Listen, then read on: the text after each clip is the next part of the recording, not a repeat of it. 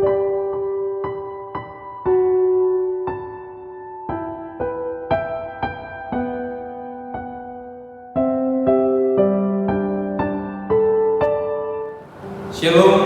Bapak Ibu, saudara-saudari, untuk mendengarkan firman Tuhan pada pertanyaan kita malam hari ini, kita berdoa. Kami bersyukur kepadamu ya Tuhan Allah Bapa kami untuk segala kebaikan dan penyertaan Tuhan dalam hidup kami. Bapak, kami mau mendengarkan firman Tuhan. Mohon beri damai ke hati dan pikiran kami agar kami dapat menerima, mendengar, terlebih melakukan firman Tuhan dalam kehidupan kami sehari-hari. Berfirmanlah kami Tuhan, sebab kami telah siap untuk mendengarkan. Di dalam nama Tuhan Yesus Kristus kami berdoa. Amin. Bapak Ibu saudara-saudari jemaat yang terkasih, nats firman Tuhan yang menjadi khotbah pada pertanyaan kita malam hari ini diambil dari kitab Ester pasal 9 ayat 15 sampai 19. Demikian firman Tuhan. Jadi berkumpullah orang Yahudi yang di Susan pada hari yang ke-14 bulan Adar juga, dan dibunuhnya lah di Susan 300 orang. Tetapi kepada barang rampasan tidaklah mereka mengulurkan tangan. Orang Yahudi yang lain yang ada di dalam daerah kerajaan berkumpul dan mempertahankan nyawanya serta mendapat keamanan terhadap musuhnya. Mereka membunuh 75.000 orang di antara pembenci-pembenci mereka, tetapi kepada barang rampasan tidaklah mereka mengulurkan tangan. Hal itu terjadi pada hari ke-13 dalam bulan Adar. Pada hari ke-14 berhentilah mereka, dan hari itu dijadikan mereka hari perjamuan dan sukacita. Akan tetapi orang Yahudi yang di Susan berkumpul, baik pada hari ke-13, baik pada hari ke-14 dalam bulan itu. Lalu berhentilah mereka pada hari ke-15, dan hari itu dijadikan mereka hari perjamuan dan sukacita. Oleh sebab itu orang Yahudi yang di pedusunan, yakni yang diam di perkampungan, merayakan hari yang ke-14 bulan Adar itu sebagai hari sukacita dan hari perjamuan, dan sebagai hari gembira untuk mengantar makanan. Demikian firman Tuhan. Bapak Ibu saudara-saudari jemaat yang terkasih dalam nama Tuhan kita Yesus Kristus, bila kita mengamati nats kita pada malam hari ini, pasti ada perasaan bingung, ada perasaan heran. Bagaimana mungkin di dalam Alkitab ada nats yang mengajarkan bahwa setelah orang Israel melakukan pembunuhan, mereka dapat bersukacita, bahkan merayakan pembunuhan tersebut. Tapi bila kita memahami secara lebih luas tentang nats ini, khususnya tentang kitab Ester ini, kita dapat mengetahui bahwa ini merupakan cara Tuhan untuk menunjukkan kasih-Nya kepada bangsa Israel. Cara Tuhan untuk menunjukkan kuasa-Nya kepada bangsa Israel, dan cara Tuhan untuk memberikan keselamatan bagi umat Israel. Bila kita melihat konteks pada nats ini merupakan di mana bangsa Israel masih berada dalam masa pembuangan Babel. Jadi bangsa Israel bukanlah satu-satunya bangsa yang ada di dalam pembuangan Babel. Ada beberapa bangsa lain yang juga di bawah kuasa pemerintahan Babel. Sampai pada akhirnya datanglah bangsa Persia dan akhirnya menaklukkan bangsa Babel, dan semua bangsa yang ada di bawah kekuasaan Babel secara otomatis pindah tangan kepada kekuasaan Persia. Nah, pada saat itu Persia dipimpin oleh seorang raja yang bernama Ahasweros. Ahasweros memilih Ester, seorang yang yatim piatu, yang dari kecil sudah dibesarkan oleh Mordekai, yang merupakan adik dari ayah kandung Ester sendiri. Ada ketertarikan yang dimiliki oleh Ahasweros terhadap Ester. Ester yang berlatar belakang orang Yahudi diangkat menjadi seorang ratu bagi Ahasweros. Ahasweros memimpin Persia. Bila kita mendapat menggambarkan Ahasverus merupakan seorang gubernur dan Persia merupakan provinsi yang dipimpinnya. Jadi ada banyak daerah yang dibawa kekuasaan Ahasverus, termasuk di dalam nats kita ini disebutkan di Susa. Susa merupakan satu daerah yang masuk ke dalam daerah kekuasaan Ahasverus. Ada seorang yang bernama Haman yang merupakan orang yang bawahan Ahasverus, memiliki golongan, memiliki kelompok yang berniat jahat kepada bangsa Israel, yang sangat tidak menyukai orang-orang Yahudi atau bangsa Israel. Jadi Haman memiliki rencana untuk memusnahkan semua bangsa Israel yang hidup. Mordekhai yang merupakan, kalau kita ada dalam Batak, merupakan bapak mudanya dari Esther, datang menyampaikan kepada Esther yang merupakan ratu, "Oh Inang, oh Esther, tolonglah selamatkanlah umat bangsa Israel ini dari rencana jahat Haman.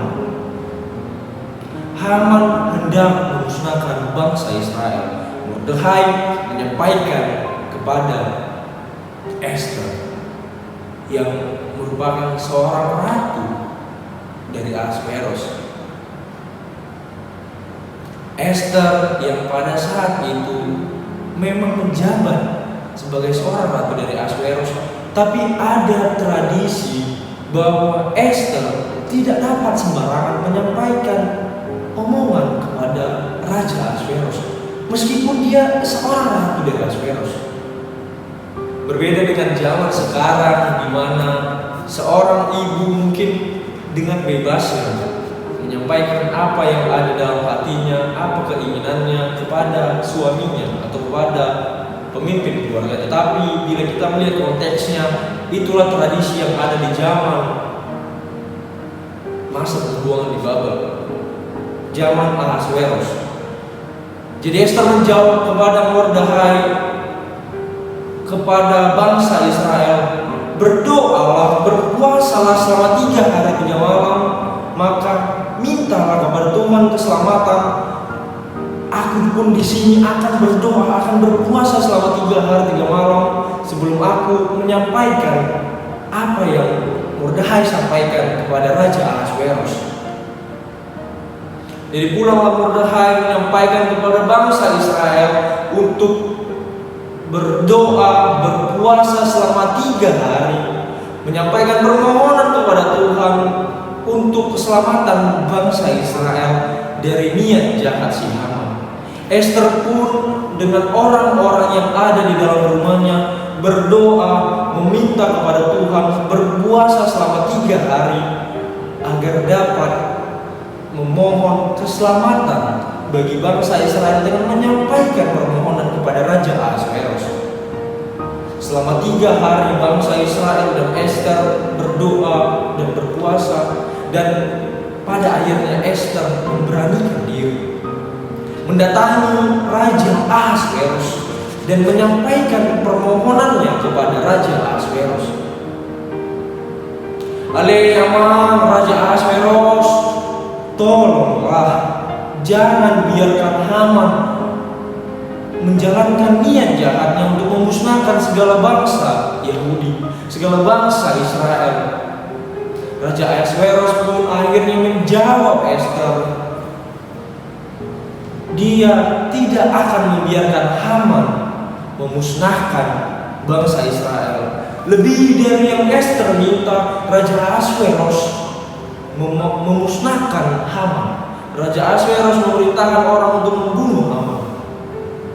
Pada akhirnya bangsa Israel beroleh keselamatan. Bangsa Israel diberikan kebebasan oleh Raja Ahasverus untuk melawan, untuk mempertahankan nyawanya. Jadi itulah nats kita pada malam hari ini di ayat 15 dan ayat 16. Di Susan mereka membunuh 300 orang.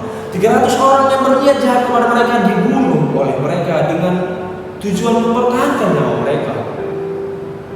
Lalu di ayat 16 di dalam daerah kerajaan mereka membunuh 75.000 orang yang berniat jahat untuk membunuh mereka, memusnahkan bangsa Israel. Raja Ahasveros memberikan kebebasan kepada bangsa Israel untuk mempertahankan nyawa. Jadi nas kita pada malam hari ini, mereka bangsa Israel bersuka cita, bukan mau merayakan kematian dari musuh-musuh mereka, tetapi mereka mau merayakan keselamatan yang diberikan Tuhan, kemampuan yang diberikan Tuhan kepada mereka untuk mempertahankan nyawanya. Bapak Ibu saudara-saudari jemaat yang terkasih, demikianlah Tuhan dalam kehidupan kita sehari-hari. Tuhan mampu memakai Esther, seorang yatim piatu, untuk menyampaikan keselamatan bagi bangsa Israel. Demikian juga bagi kita. Banyak cara, banyak jalan yang tidak kita duga, yang tidak kita sangka-sangka, dipakai Tuhan untuk menyelamatkan kehidupan kita, untuk menyelamatkan kita dari berbagai permasalahan yang kita hadapi, baik itu dari sakit, penyakit, dari kesusahan, dilitan kesusahan ekonomi dalam kehidupan kita sehari-hari, dan banyak permasalahan yang kita hadapi. Percaya Tuhan punya cara sendiri. Tuhan pakai cara, pakai jalan, pakai alat yang Tuhan tahu sendiri untuk memberikan keselamatan, untuk memberikan pertolongan bagi kita, umat yang setia mau meminta, memohon keselamatan, dan percaya bahwa Tuhanlah satu-satunya yang dapat memberikan keselamatan bagi kita, orang Kristen, orang yang percaya kepada Tuhan. Satu hal terakhir yang mau disampaikan oleh khotbah ini, Tuhan tidak akan pernah membiarkan orang yang percaya kepadanya sendiri. Tuhan tidak akan pernah membiarkan orang yang berseru, meminta, memohon kepadanya menghadapi permasalahannya sendiri. Percaya Tuhan pasti selalu ada di samping kita saat kita menghadapi permasalahan. Tuhan pasti memberikan keselamatan bagi kita orang yang percaya dan mau setia memohon dan meminta kepada Tuhan. Semoga kita dikuatkan dalam menjalani kehidupan kita. Amin. Kita berdoa. Kami bersyukur kepadamu ya Tuhan Allah Bapa kami untuk firman Tuhan yang sudah kami dengarkan pada saat ini. Bapa, terima kasih atas pengajaran, atas contoh, atas teladan dari Esther, orang yang Tuhan pakai, orang yang taat dan percaya kepada Tuhan, yang menjadi saluran keselamatan bagi bangsa Israel. Bapa, ajari kami agar kami tetap setia, percaya dan taat kepada Tuhan apapun yang kami hadapi dalam kehidupan kami. Ajari kami bahwa Tuhan merupakan satu-satunya Tuhan yang dapat memberikan keselamatan bagi kami dalam kondisi sesulit apapun yang kami alami. Kuatkan kami ya Tuhan dalam menjalani kehidupan kami di tengah banyaknya permasalahan, di tengah banyaknya kesulitan. Kami percaya Tuhan tidak akan pernah meninggalkan kami. Kami mohon ampun atas dosa kesalahan yang kami berbuat, layakan kami di hadapan Tuhan. Di dalam nama Tuhan Yesus Kristus kami berdoa dan mengucapkan syukur. Amin.